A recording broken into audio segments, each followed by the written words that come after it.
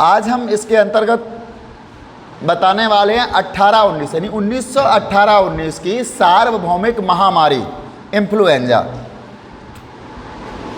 सार्वभौमिक का मतलब होता है जिसमें सभी की भूमिका हो या जो सबको प्रभावित करे। 1918 में जो सार्वभौमिक महामारी इन्फ्लुएंजा फैली थी, इसने सभी को प्रभावित किया था। इसने करीब 125 लाख लोगों को यानी 1.25 करोड़ लोगों को मौत के घाट उतार दिया था सारी दुनिया में, संपूर्ण विश्व में। इसलिए इसको पैंडेमिक भी कहा जाता है। जब एक महामारी एक देश की या क्षेत्र की सीमा को लांघकर किसी दूसरे देश या अन्य देशों में फैल जाती है तो ऐसी महामारी को पैंडेमिक कहा जाता है। और यहाँ इसलिए इसके लिए सार्वभौमिक इन्फ्लुएंजा नामक शब्द का भी इस्तेमाल किया गया। आज हम देखेंगे इन्फ्लुएंजा बीमारी ने कितने लोगों को प्रभावित किया, कहाँ कहाँ इसका प्रभाव रहा, ये कैसे फैलती है, इसका कारण क्या है, क्या अभी भी ये बीमारी जिंदा है, इन सब विषयों पर हम चर्चा करेंगे। तो इन्फ्लुएंजा नामक बीमारी एक विषाणु द्वारा फैलाई जाती है। इन्फ्लुएंजा महामारी, यह महामारी एक विषाणु द्वारा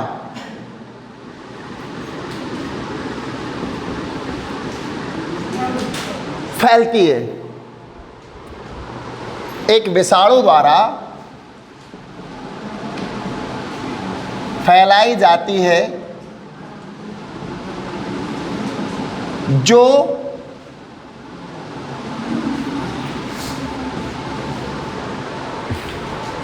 मुख्य रूप से श्वसन तंत्र, जो हमारा सांस लेने का तंत्र होता है, श्वसन तंत्र। श्वसन तंत्र में क्या आते हैं, हमारे नासिका रंध्र, जिनको नाक के छिद्र बोलते हैं, इनसे लेकर के श्वसन नली होती है हमारी और फेफड़ों तक जाती है। बस इतना ही सिस्टम है श्वसन का हमारा।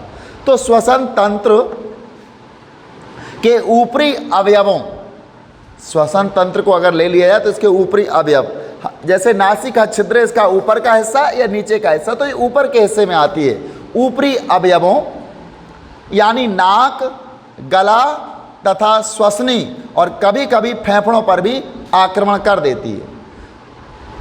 श्वसन तंत्र के मुख्य रूप से श्वसन तंत्र के ऊपरी अवयवों जैसे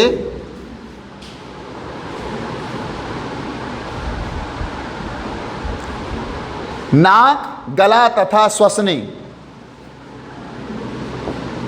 नाक, गला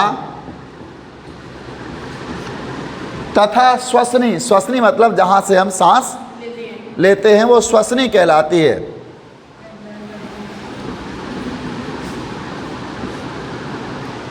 को प्रभावित करती है।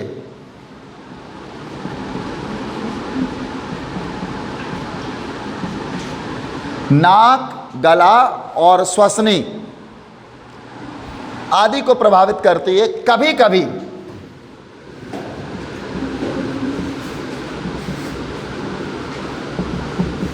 कभी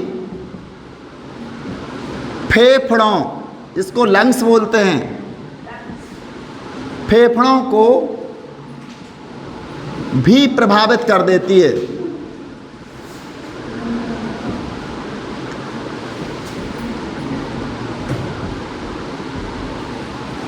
कभी कभी ये फेफड़ों को भी प्रभावित कर देती है। और अगर फेफड़े को प्रभावित कर दिया तो समझ लो व्यक्ति का जीवन खतरे में पड़ जाता है।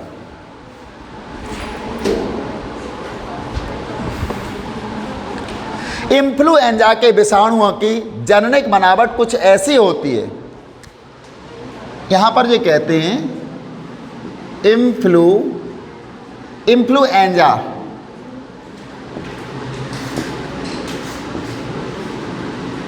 के विषाणुओं की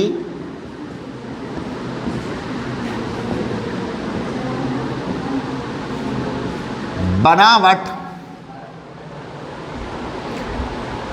यानी कौन सी?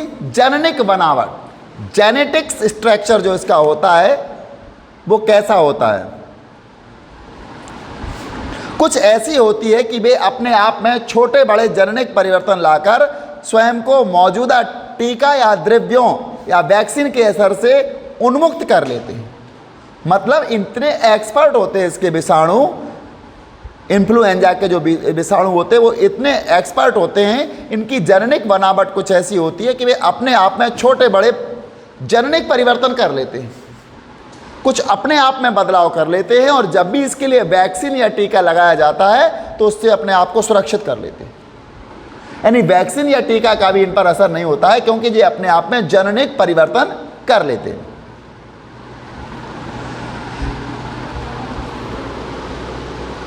विषाणुओं की बनावट कुछ ऐसी होती है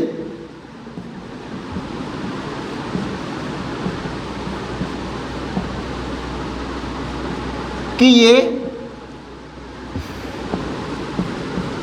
कुछ जेनेटिक परिवर्तन करके अपने आप को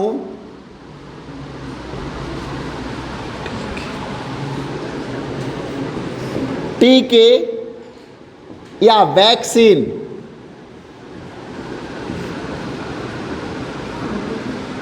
बचा लेते हैं। टीके या वैक्सीन से अपने आप को ये बचा लेते हैं।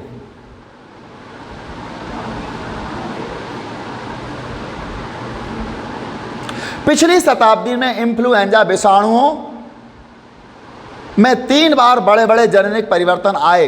पिछली शताब्दी में यदि हम देखें, हम 21वीं सदी में चल रहे हैं और हम बात करेंगे 20वीं सदी की, तो पिछली शताब्दी में इन्फ्लुएंजा के विषाणु ने अपने आप में 3 बार जेनेटिक परिवर्तन किए।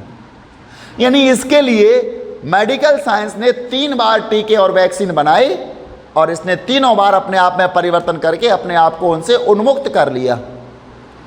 वैक्सीन और टीके का इसके ऊपर असर नहीं हुआ।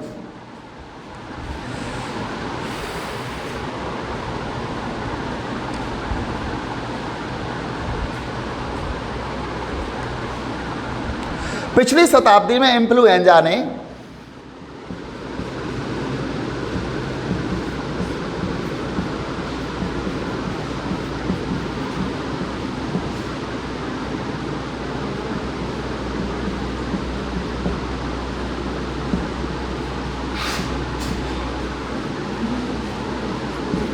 तीन बार जेनेटिक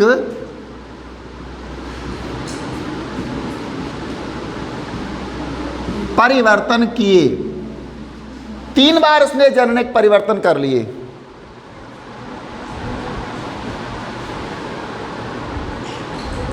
इसके परिणाम स्वरूप सार्वभौमिक महामारियां जब 3 बार ये परिवर्तन लाए, तो इसके परिणाम स्वरूप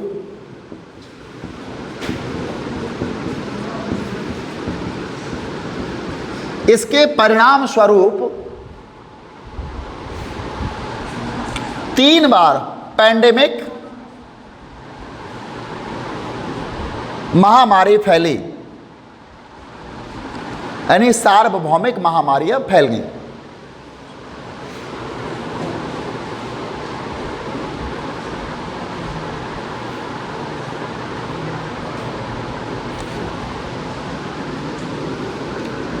इसके परिणाम स्वरूप सार्वभौमिक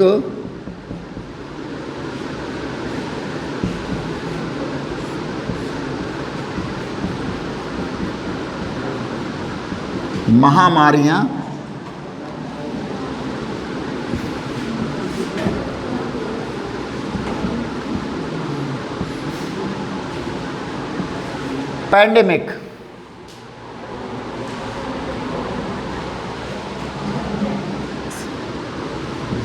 पैंडेमिक्स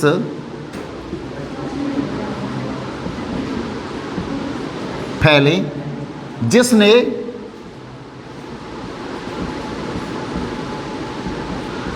बड़ी संख्या में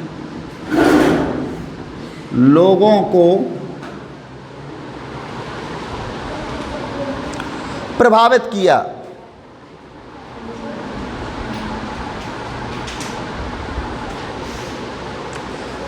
लोगों को मृत्यु के मुंह में धकेला, ऐसे लिख लो, मृत्यु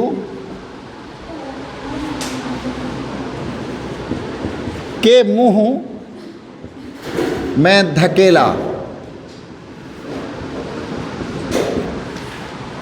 ये इन्फ्लुएंजा का असर था। इसने 3 बार जननिक परिवर्तन किए, 3 बार इसके लिए वैक्सीन या टीके लगाए गए, लेकिन तीनों बार इसने परिवर्तन कर लिए और अपने आप को बचा करके संसार में, विश्व में विशाल महामारी है, सार्वभौमिक महामारी जिसको पैंडेमिक्स कहते हैं, फैलाई और इससे अत्यंत लोग प्रभावित हुए या पीड़ित हुए। इनमें सबसे कुख्यात महामारी स्पेनिश फ्लू थी। इनमें सबसे कुख्यात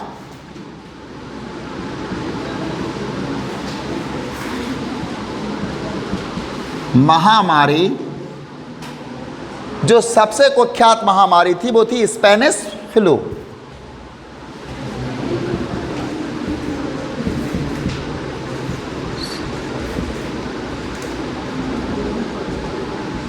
स्पेनिश फ्लू जिसने विश्व की जनसंख्या को बड़े पैमाने पर प्रभावित किया। स्पेनिश फ्लू ने क्या किया था? विश्व की जनसंख्या को सर्वाधिक प्रभावित किया।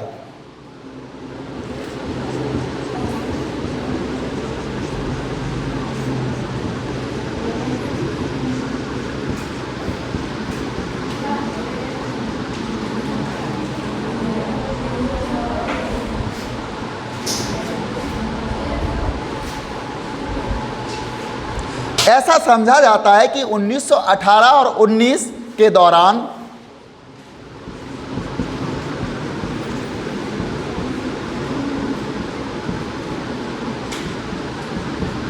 ऐसा समझा जाता है कि 1918 और 19 के दौरान, यानी सन 1918 और 19, इसके दौरान पीड़ित होकर कम से कम 4 करोड़ लोग मौत के मुंह में चले गए।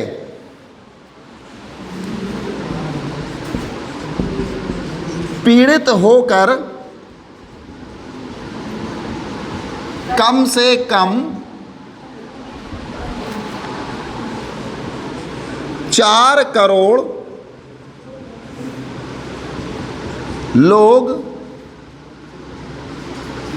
मौत के मुंह में चले गए। इसके बाद अभी कुछ हाल या कुछ साल ही के पहले इन्फ्लुएंजा की महामारी देशव्यापी स्तर पर कई क्षेत्रों में 2 बार फैल चुकी है। अभी कुछ हाल ही के वर्षों में इन्फ्लुएंजा नामक महामारी विश्व के कई क्षेत्रों में 2 बार फैल चुकी है।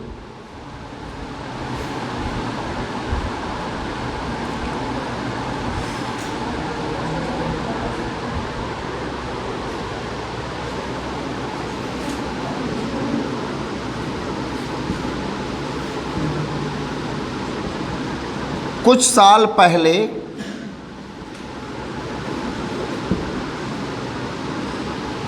इन्फ्लुएंजा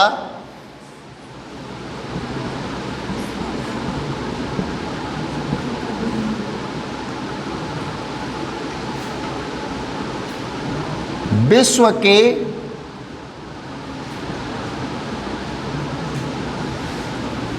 कई क्षेत्रों में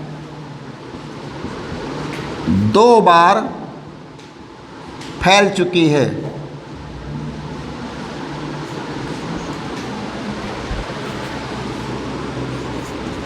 अभी हाल ही के वर्षों की बात है, कुछ वर्षों में, पहले ये 2 बार फैल चुकी है और ये देशव्यापी स्तर पर फैली थी। 1957 में एशियन इन्फ्लुएंजा यानी 1957, इसमें एशियन इन्फ्लुएंजा मतलब इसको हम कह सकते हैं पैंडेमिक था, लेकिन इतना बड़ा नहीं था, केवल एशिया तक ही था ये एशियन इन्फ्लुएंजा।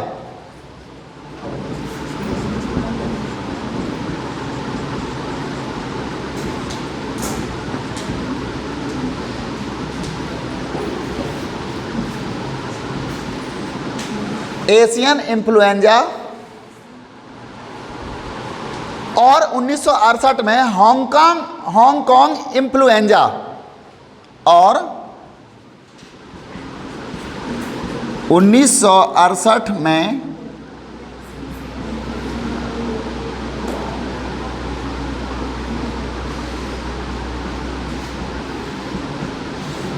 Hong Kong influenza.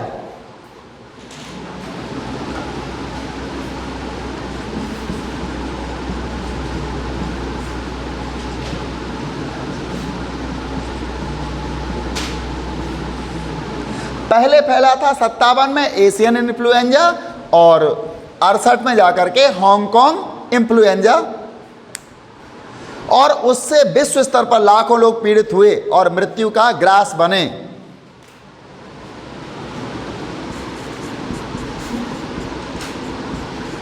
फैला जिससे लाखों लोग पीड़ित हुए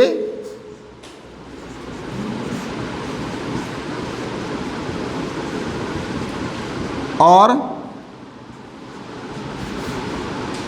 मौत का ग्रास बने।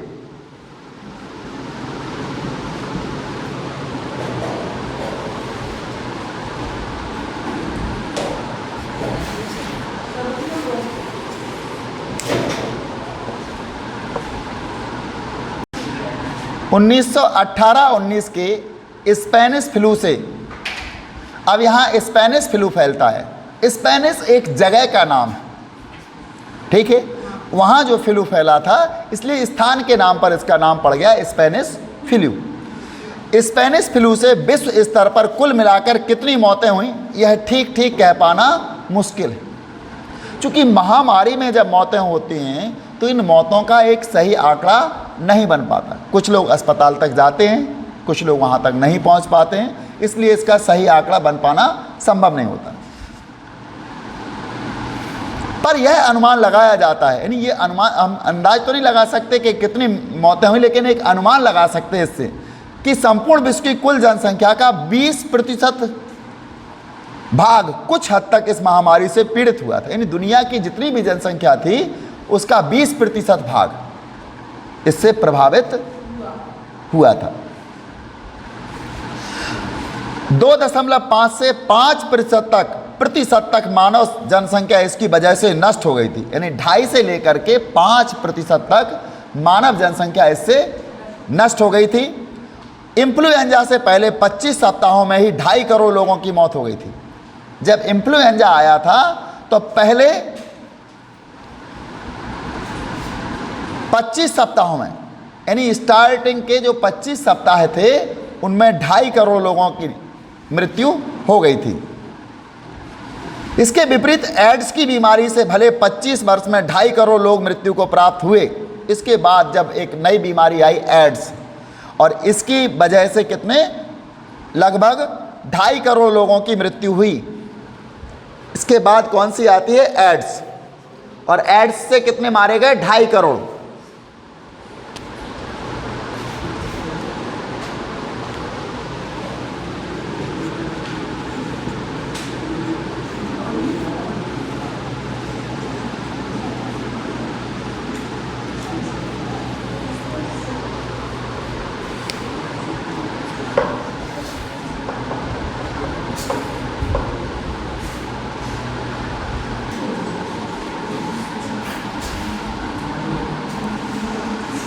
एड्स AIDS एड्स, इस बीमारी से लगभग 2.5 करोड़ लोग मौत के मुंह में चले गए। इस बीमारी का जो सिस्टम है वो क्या होता है, HIV एक वायरस होता है, वो फैलाती है ये बीमारी। HIV नामक एक वायरस जो होता है उसको फैलाती है, और इसका काम होता है शरीर में पहुंचते ही शरीर की इम्यूनिटी जो होती है, प्रतिरोधक क्षमता होती है, उसको समाप्त कर देती है। शरीर के अंदर जो प्रतिरोधक क्षमता होती है, इम्यूनिटी, उसको समाप्त कर देती है। जब इम्यूनिटी समाप्त हो जाएगी तो कोई भी बीमारी आपको आ जाएगी, वो ठीक नहीं होगी। कोई भी बीमारी ठीक नहीं होगी, क्योंकि किसी भी बीमारी को ठीक करने के लिए हमारे अंदर बीमारी से लड़ने वाले साधन मौजूद होना चाहिए, और वो ये क्या करता है, बीमारी से लड़ने वाले साधनों को समाप्त कर देता है। और इसके लक्षण हल्का हल्का बुखार आना, पेचिस हो जाना, दस्त हो जाना, और ये ठीक नहीं होते हैं। धीरे धीरे व्यक्ति जब तक दवा लेता रहता है तब तक तो लगता है कि स्वस्थ है, लेकिन कुछ दिनों बाद उस व्यक्ति की मृत्यु हो जाती है।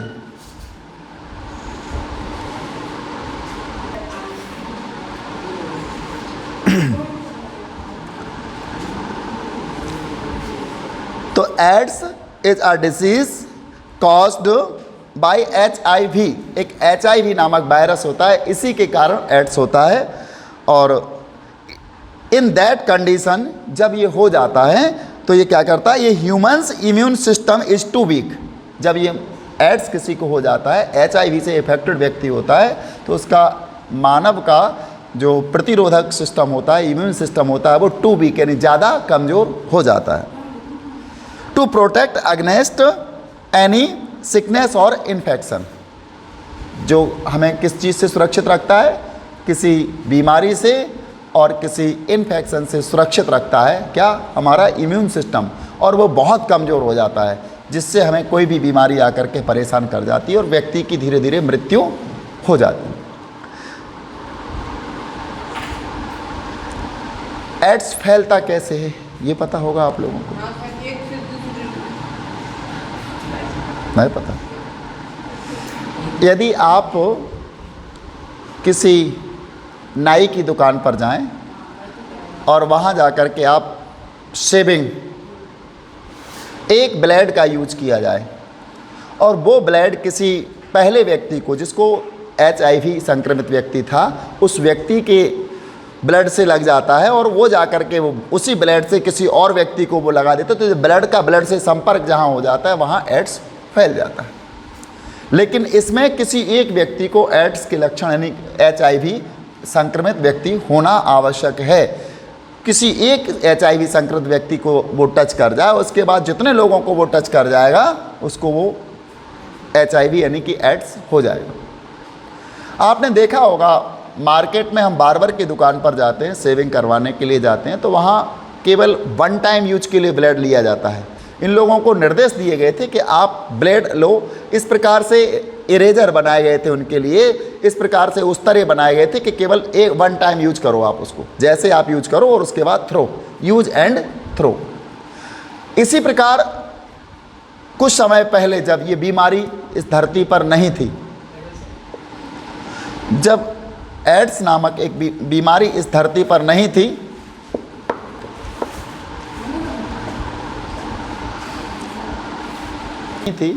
तो क्या था, हम डॉक्टर के पास जाते थे और सामान्यतः क्लिनिक पर डॉक्टर एक सिरेंज या 2 सिरेंज या 3 सिरेंज रखते थे, जो कि ग्लास से बनी हुई होती थी, कांच की सिरेंज होती थी उनकी, और उनके पास एक पैकेट होता था जिसमें नंबर के हिसाब से उनके यहाँ नीडल्स होते थे, जो सुई जिसको हम कहते हैं, वो नंबर के हिसाब से उपयोग में आती थी। वो क्या करते थे, एक व्यक्ति को लगाया और लगाने के बाद उस सुई को एक बाउल होता था जिसमें गर्म पानी रहता था, उसमें डाल देते थे और उसको 2 बार उसी से साफ की और रख दी फिर डिब्बे में। दूसरा व्यक्ति आएगा, उसी सिरिंज को वो उनको लगा देते थे। धो के साफ जरूर करते थे वो, लेकिन रहती थी वो खतरे में। तो इसमें जब एड्स बीमारी फैली, HIV संक्रमण जब फैलने लगा, तो इस पर भी रोक लगा दी गई और अब प्लास्टिक की सिरिंज आती है, यूज एंड थ्रो वाली, और हर सिरिंज के साथ एक नीडल्स दिया जाता है। एक नीडल्स केवल हम एक व्यक्ति को यूज करते हैं और उसको फेंक देते हैं। अगर आपको किसी व्यक्ति को एड्स है तो वो उस नीडल तक ही रहेगा और उसको थ्रो कर दिया जाता, फेंक दिया जाता, नष्ट कर दिया जाता, तो दूसरे व्यक्ति तक नहीं पहुंचता। इसी प्रकार और भी जो रक्त, जहाँ से रक्त का संबंध होता है, ऐसे संबंधों में एड्स फैल जाता था। दूसरा एक ये रोग जो था, ये यौन संक्रमित रोग था।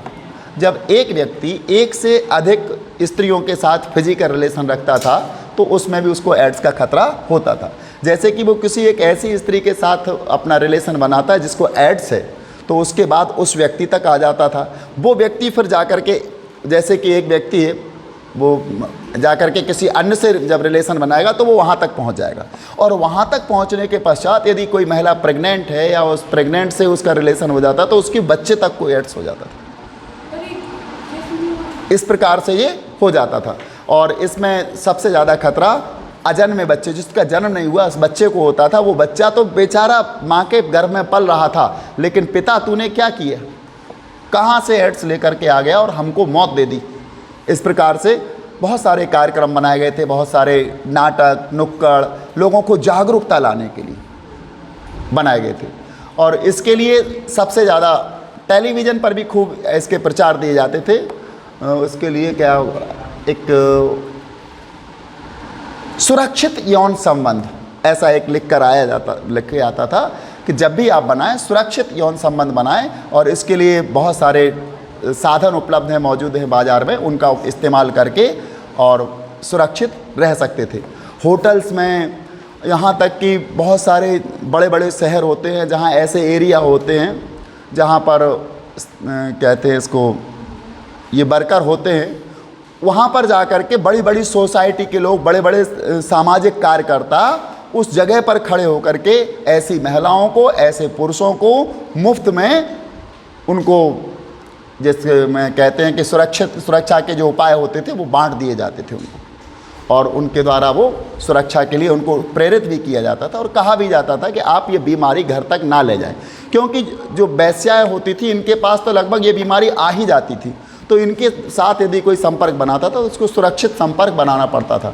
तो इसके लिए उनको बताया गया था, और इस बीमारी ने 2.5 करोड़ लोगों को ग्रस्त लिया था। और सबसे ज़्यादा ये बीमारी दुनिया के किस क्षेत्र में फैली थी, ये भी हम आपको बताएं। एक हमारा प्रश्न बहुत दिनों से पड़ा हुआ है, प्रश्न है, दुनिया के किस देश में, विश्व के किस देश में जनसंख्या वृद्धि दर अधिक है? जिस देश में जनसंख्या वृद्धि दर अधिक है उसी देश में इस बीमारी ने ज़्यादा प्रभाव डाला था, क्योंकि वहाँ इससे संबंधित जो उपाय हैं उनको अपनाया नहीं जाता है। और उपाय में हम एक विश्व के कुछ ही देश की बात कर रहे हैं जहाँ पर जनसंख्या वृद्धि दर भी अधिक है, लोग ज़्यादातर, वहाँ के लोग ज़्यादातर यौन क्रीड़ा में विश्वास करते हैं और अधिक से अधिक यौन संपर्क बनाते हैं, और बगैर किसी सुरक्षा उपाय के, यानी बगैर कॉन्डोम के उपयोग किए वह ऐसा कर लेते, तो इससे बीमारी फैलती है। और उस देश का नाम आज तक आप लोग हमें नहीं बता पाए। चलो हम बता देते हैं, ये अफ्रीका महाद्वीप का देश है, और अफ्रीका महाद्वीप का देश है, इसको नाइजीरिया कहा जाता है। नाइजीरिया, यहाँ के लोग खाने में विश्वास कम करते हैं, किसी और चीज़ में विश्वास कम करते हैं, लेकिन यहाँ के लोग यौन संबंध बनाने में बहुत फ्रैंक होते हैं। यानी कोई भी व्यक्ति बगैर भोजन के रह सकता है, लेकिन बगैर यौन संबंध के नहीं रह सकता, वहाँ के पुरुष भी और स्त्रियाँ भी। इनमें व्यभिचार की भी प्रवृत्ति देखी गई है, एक एक पुरुष कई स्त्रियों से, एक एक स्त्री कई पुरुष से संबंध बनाते हैं। वहाँ का, इसमें इन लोगों का दोष नहीं है, ना यहाँ की समाज का दोष है, वहाँ का जो जलवायु है उसका इन पर प्रभाव पड़ता है। इफेक्ट वहाँ का पड़ता है कि जिस एरिया में वो रह रहे हैं वहाँ का जलवायु कैसा है, उस जलवायु के कारण उनके शरीर में कुछ ऐसी क्रियाएं रहती हैं कि वो इन संबंधों को बनाने के लिए व्याकुल हो जाते हैं, और यानी उन संबंधों के, यौन संबंध के बगैर वो रह नहीं पाते हैं। तो यहाँ पर जो जनसंख्या वृद्धि दर है वो सबसे ज़्यादा है। चूँकि एक बार व्यक्ति प्रोटेक्शन ले सकता है, 2 बार कोई स्त्री प्रोटेक्शन ले सकती है, लेकिन इनका एक रेगुलर काम रहता है, तो रेगुलर में कहाँ तक प्रोटेक्शन लिया जाए। और जब प्रोटेक्शन नहीं ले पाते तो एक तो यौन संक्रमण रहता है, यहाँ पर जो बीमारी है जिसको हम एड्स कहते हैं वो फैल जाता है, और वहाँ की जनसंख्या वृद्धि दर भी अधिक है। आज भी अधिक है वहाँ की। आप कभी इसको देखना, इसका नाम नाइजीरिया है, नोट कर लेना इसको।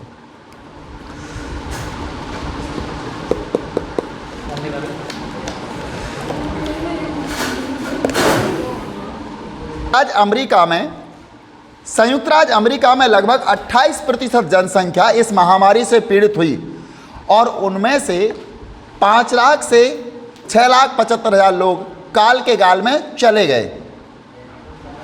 संयुक्त राज्य अमेरिका की यदि हम बात करें तो इस बीमारी से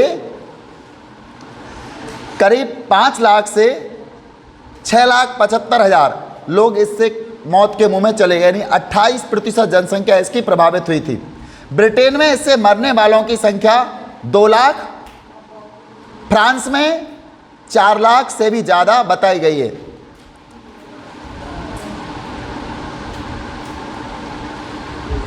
इनके आंकड़े लिखना चाहेंगे क्या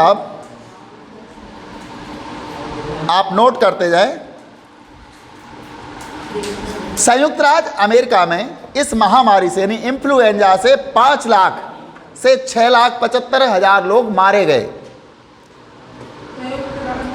संयुक्त राज्य अमेरिका में इस बीमारी से 5 लाख से लेकर के 6,75,000 तक लोग मारे गए।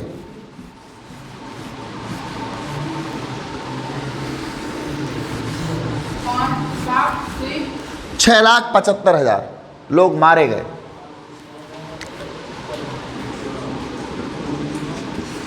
संयुक्त राज्य अमेरिका में 5 लाख से 6,75,000 लोग मारे गए।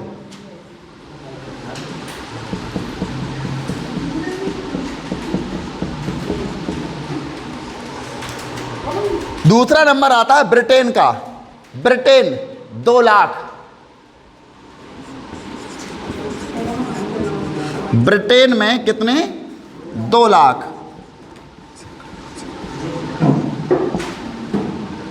ब्रिटेन में 2 लाख लोग मारे गए।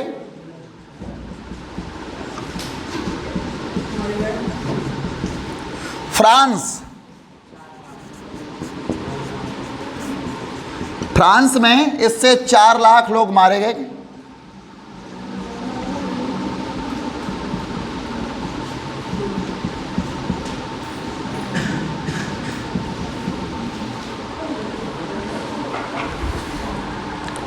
दक्षिण अफ्रीका में इससे गांव के गांव तबाह हो गए।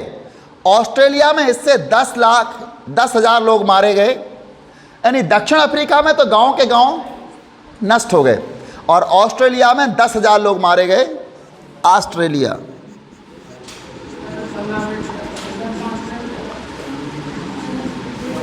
इसमें 10,000 लोग मारे गए।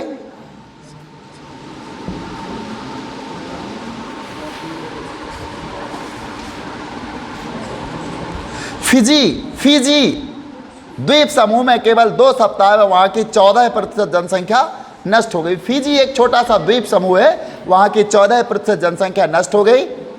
और पश्चिमी समोआ में 22% लोग मर गए।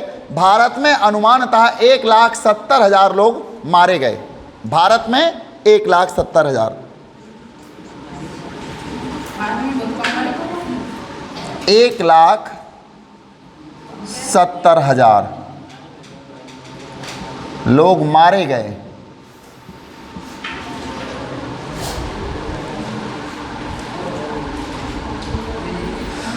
ब्रिटिश भारतीय सेना में लगभग 22% सैनिक इस महामारी से पीड़ित होकर मृत्यु को प्राप्त हुए थे।